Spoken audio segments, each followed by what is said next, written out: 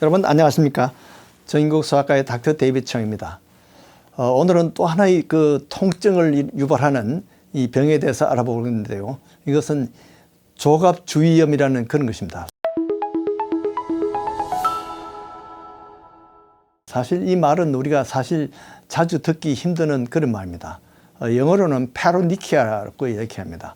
이 페로니키아는 바로 이 손톱 주위에 손톱이나 발톱 주위에 염증이 생겨서 아주 고생을 하는 아주 통증이 극심합니다. 사실은 이제 몇 주 전에 어떤 저 환자 아버지가 이 손가락 통증으로 이렇게 막 나한테 호소를 하는데 이 손톱이 벌써 주위에 이 빨갛게 부어 있고 벌써 막 열감이 생기고 막 붓고 그렇게 해서 아주 고생을 하고 있었어요.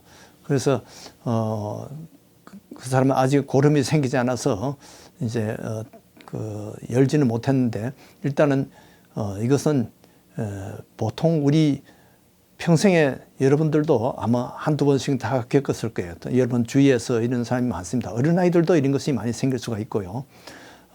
우리가 흔히 말로는 생인손이라든지 또는 생손아리 이런 말로 옛날에는 많이 불렀습니다. 이 원인이 무엇일까요? 이런 염증이 왜 생기는가 하면 자기도 모르게 가시 같은 데 찔려서 거기서 붙어있던 균이 들어와서 염증을 일으킬 수가 있어요. 그런데 병을 사람들이 만드는 경우가 많습니다. 가시는 우연히 그렇게 찔리지만은 사실은 손톱을 깎다가 너무 짧게 깎아서 손톱을 깎을 때 그 살도 이렇게 같이 찝혀 들어가서 그만 병을 일으키는 수가 많습니다. 특히 이제 손톱을 많이 다듬기를 좋아하는 여자들 또는 이 과도한 그 매니큐어링 하는 거 이런 것 때문에 이것이 염증이 생길 수가 있어요. 또 어떤 사람은 그냥 피부 주위에 그 조그만 가시레기 같은 게 이렇게 나오니까 그게 귀찮아서 그걸 자꾸 자기도 모르게 그냥 입으로 물어뜯습니다. 그런 사람을 제가 여러 번 봤어요. 그래서 자기가 자기도 모르게 이빨로 물어뜯다 보면 사실은 이빨 속에는 여기 안에 입안에 잡균들이 많아요.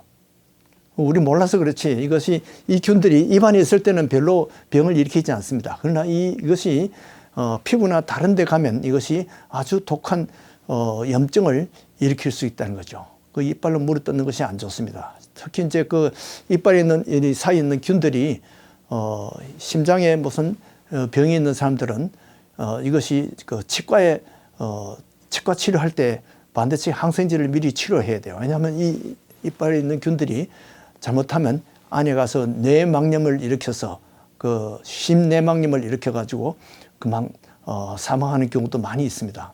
그래서 이빨로 물었던 이 습관이 아주 좋지 않습니다. 그래서 이런 생손아리를 병을 본인이 만드는 경우가 많다는 거죠.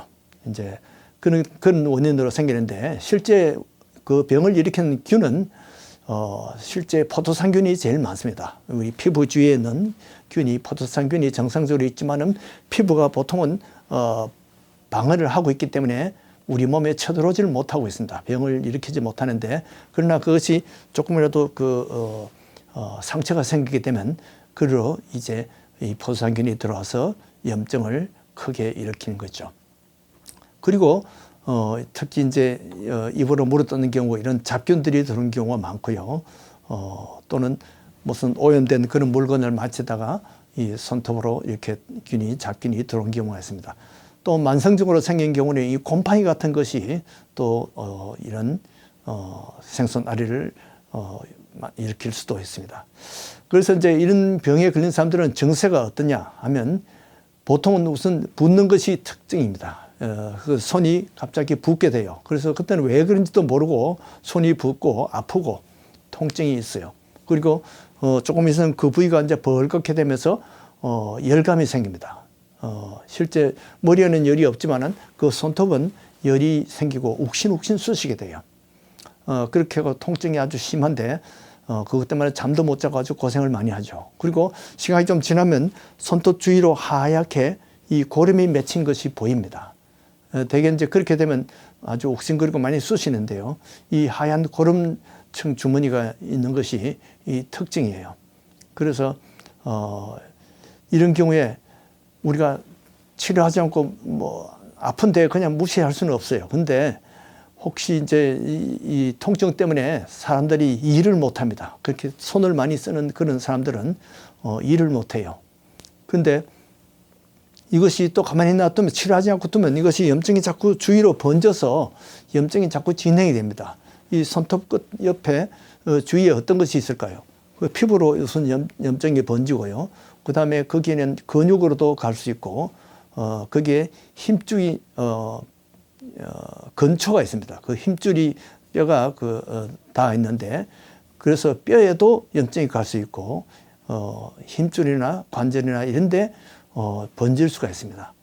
근데 피부 밑으로 이것이 막 얼룩덜룩하게 많이 이렇게 길게 번지는 경우가 있는데, 이것을 셀룰라이티스라고 하는데, 한국말로는 더 어렵습니다. 봉화증염이라고 이렇게 하는데요.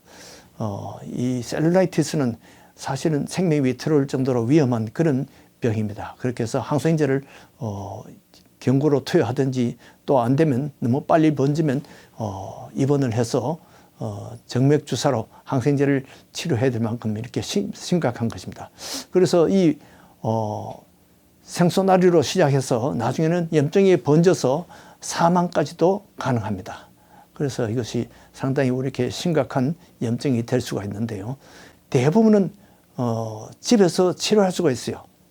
대부분은 병원에 가지 않고도 집에서 잘 치료할 수 있는데, 제일 좋기는 앱솜 솔트라는 것이 있습니다. 앱솜 솔트라는 것인데, 그 소금을 물에 풀어서 그 소금물에다가 보통 따뜻한 물하고 섞어서 하루에 한 4회 정도 이렇게 담궈 있으면 이것이 염증이 풀리고, 어떨 때는 저절로 열리기도 합니다. 그 고름이 저절로 나오기도 해요.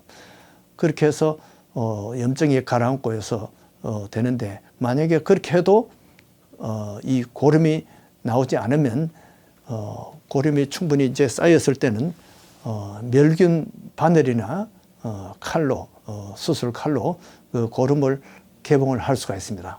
그래서 병원에서 물론 하겠지만은 집에서도 보통 바느질하는 그 바늘을 잘 소독을 해가지고 닦아내고, 그것으로 조금씩 이렇게 열어서 이 고름이 나오도록 해주면 훨씬 시원하고 빨리 염증을 가라앉힐 수가 있습니다.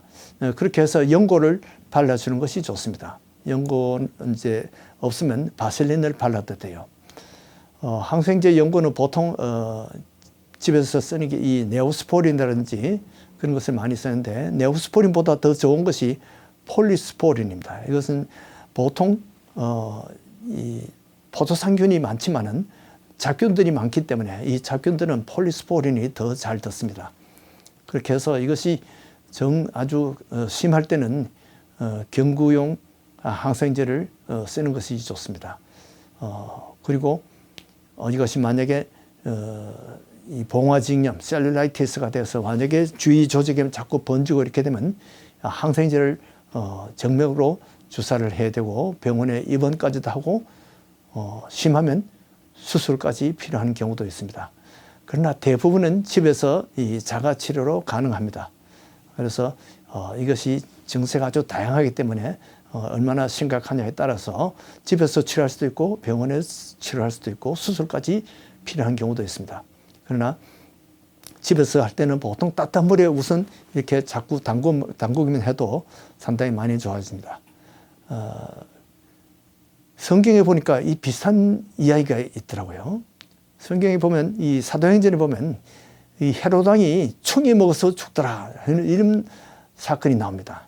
이 헤롯 왕이 누구냐 하니까, 예수님이 태어날 때 그 헤롯 왕은 헤롯 대제이고, 지금 여기서 말하는 헤롯 왕은 헤롯 아그리파 1세입니다. 그 헤롯 왕, 헤롯 대제의 손잡벌 되는 사람인데요. 이 사람이 바로 야고보를 죽였습니다. 야고보, 바로 요한의 형제 야고보가 이 사람 때문에 순교를 했어요. 그리고 베드로도 죽이려고 감옥에 갇혔는데, 온 교인들이 그때 열심히 기도를 했습니다. 그때 천사가 나타나서 베드로를 깨워서 석방을 해줬어요. 베드로를 데리고 옥문이 저절로 열리고 밖으로 나갔습니다. 이런 사건이 나오죠. 근데 이 헤롯 왕이 이 두로나 시돈을 지역을 아주 싫어했는데 그 사람들이 사실은 이 유대에서 나는 식량을 의존하기 때문에 그 사람들이 이 왕의 신하를 이렇게 잘 사귀어 가지고 잘 교섭을 해 가지고 양식을 받고 하려니까 이제 이 헤롯 왕이 거기서 와서 연설을 했는데요. 사람들이 막 칭찬을 많이 했어요. 이것은 사람의 소리가 아니고 이것은 신의 소리다. 이렇게 했는데 이 헤롯 왕이 아주 자기가 기분이 아주 좋아가지고 이 영광을 하나님께 돌리지 않고 자기가 그것을 영광을 차지하다가 이 벌레를 주관하시는 하나님이 그만 충이 먹어서 이 사람이 죽게 되었습니다. 하나님께서는 참으로 이 사람들을 아주 재미있게 이렇게 징벌을 하십니다. 이 벌레로 이렇게 사람을 징벌하기도 하는데 요나가 박넝쿨을 가지고 아주 시원하게 잘 지내고 있었는데 이 벌레가 와서 그는 먹어버렸죠. 그래서 요나는 그 벌레로 이 박넝쿨을 먹어서 요나에게는 교훈을 주십니다. 하나님의 사람에게는 하나님이 이렇게 벌레를 통해서 교훈을 주시는데 하나님의 적대적인 일인 헤롯에게는 헤롯 왕은 벌레로 이렇게 징계로 목숨까지 잃게 된 것입니다. 정말 하나님은 두려우신 하나님이고 또 재미있는 하나님인 것을 발견하게 됩니다. 오늘도 이 사소한 문제, 이런 생선알이 문제로 혹시 여러분들이 닥칠 때 이러한 인포메이션들이 도움이 되기를 바랍니다. 안녕히 계십시오.